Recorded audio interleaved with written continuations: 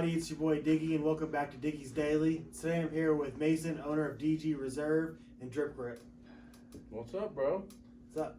So today I want to ask you a few questions about starting a shoe store and a little bit about some of your trials and tribulations to get here. So we'll start out talking a little bit about why you started a shoe store and all that. Well, always had a lot of shoes ever since I was real young. I would keep all my old stuff. I skateboarded, so I had skate shoes, and then I was a big fan of Miami Heat. I grew up in South Florida, and also Jordan. Every kid during that time was a Jordan fan, I think. And yeah, so I always had Jordans and skate shoes, man, just because I liked them. And then sort of as I became an adult, it became a thing where I could actually make money, So that was part of the reason why I compiled a massive amount of shoes in my house, and then it got to be too many shoes for a house. So quit my job, opened a sneaker store. About how many shoes did you realize it was time to switch over from selling online to opening a store? Probably, I guess at first I would have, 20 or 30 pairs that weren't personal pairs, and I wasn't spending a lot of time trying to sell them, but I did it in my spare time. But when that 30 became about 500, and I couldn't really walk in that room, that's when I was like, all right, man, I either got to sell them all at one time and start over, or do something with them. So you said you've been a shoe fan for a long time. What is your first shoe memory that you can remember, like the first shoe you needed to get? I never, so it wasn't like there was no internet, Mm-hmm. So you just go in a shoe store and see. Plus I was young, man. I don't know, 9, 10, 11 years old, something like that. I remember getting Air Raid with the straps, the black and gray ones, and then the Aqua 8s was a big one. And I think the first one I had, and I don't even know if I knew exactly, the significance of the shoe. I don't think anybody did at that time, was the Infrared 6, man. That was my first Jordan that I ever owned. But the first one I fell in love with was that Aqua 8, man. Jordan 8s. So how long would you say about you've been flipping shoes and in the shoe game? Actively using it as a source of income. Yeah, probably 3 years, something like that. Yeah.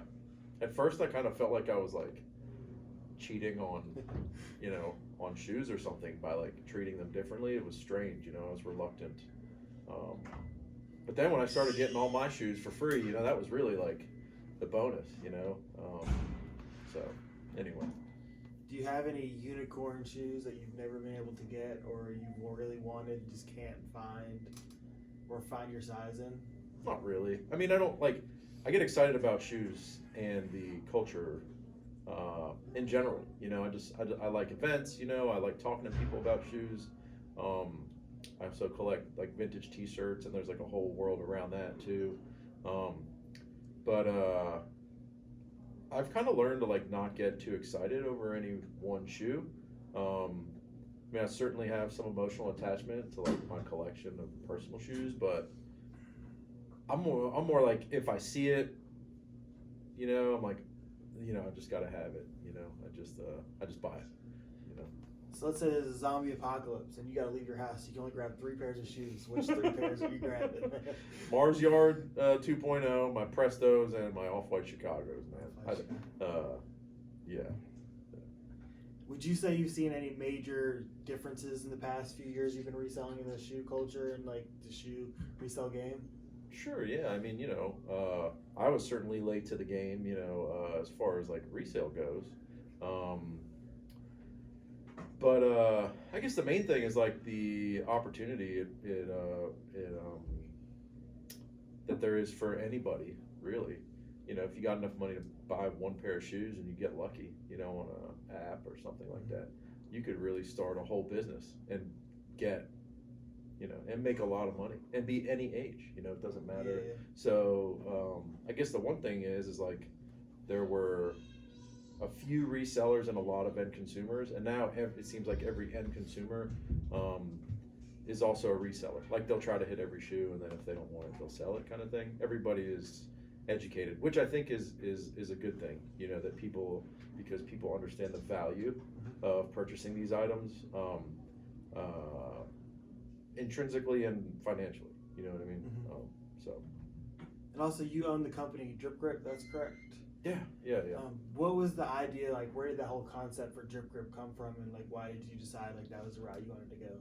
So I'm like obsessive about keeping my shoes clean, and there was a guy that had sole protectors in his store. This is like 3 years ago, I guess, 4 years ago, no, 3 years ago. And I saw him like, I was in his back stock room and I saw him putting a pair on a pair of shoes. I was like, what is that? You know, I didn't even know what they were. It's like, oh, they're sole protectors. Putting them on a pair of like Yeezy 2s, I think Solars. And he's like, it keeps the bottom like brand new. And I was like, oh my God, you know, it's like mind blowing, you know, because I would sit there with a toothbrush and like something sharp, like picking gum out of the bottom of my shoe all the time, you know. So I started buying from his source, and then that guy stopped doing it, and I was just devastated because every other product on the market was just subpar.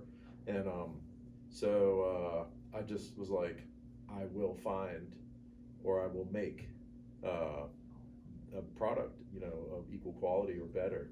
And I went back and forth with a manufacturing company for a few months with research and development, trying some different mixtures of the materials that make up our product. And man, when they got it right, I was like, heck yeah, man! It doesn't slip on slick floors. It's durable, and it sticks to the bottom of your shoe. DRIPPGRIPP.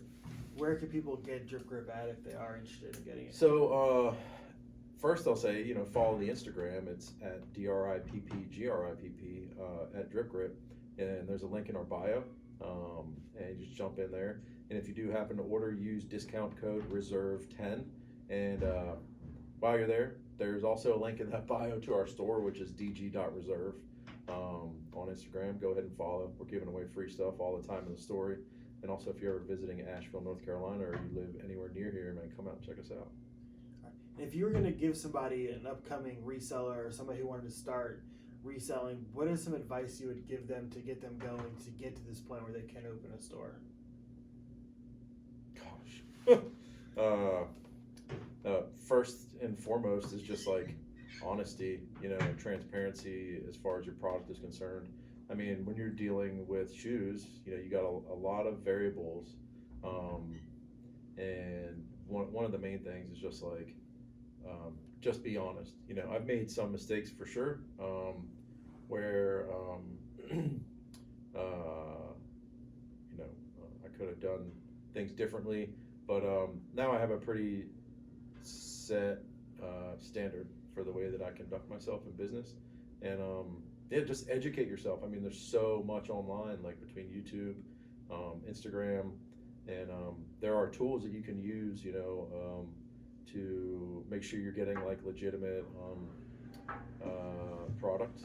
And another thing is if it's too good to be true, then it is, man. There's no Off-White Chicago for 70% off retail. You know, people come in and bring us fake shoes every day, and it kind of sucks to see their face when you like break it to them that they. That actually just happened to me recently. That they got beat. You know what I mean? It's a horrible feeling. You know, and yeah. So definitely honesty and you know, try to develop relationships. That's how we keep our store full, is from relationships that we've developed over the past few years.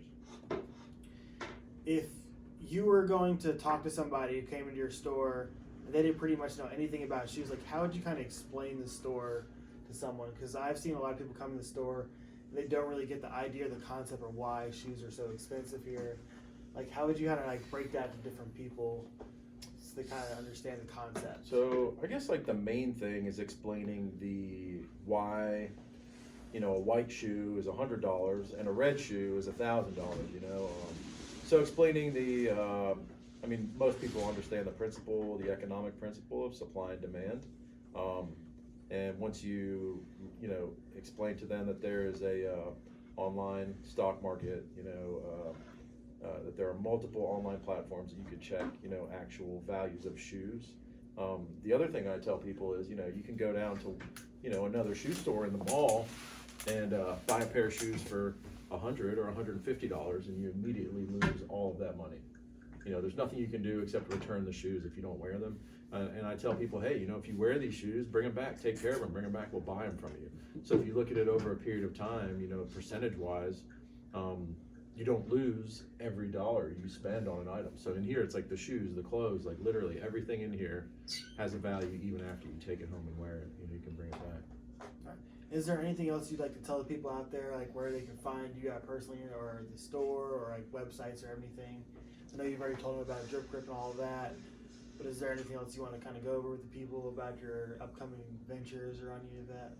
No, I mean, nothing really more than what I said. I mean, basically, we definitely charge a premium, no question about that, but we also pay a premium to have legitimate products in a large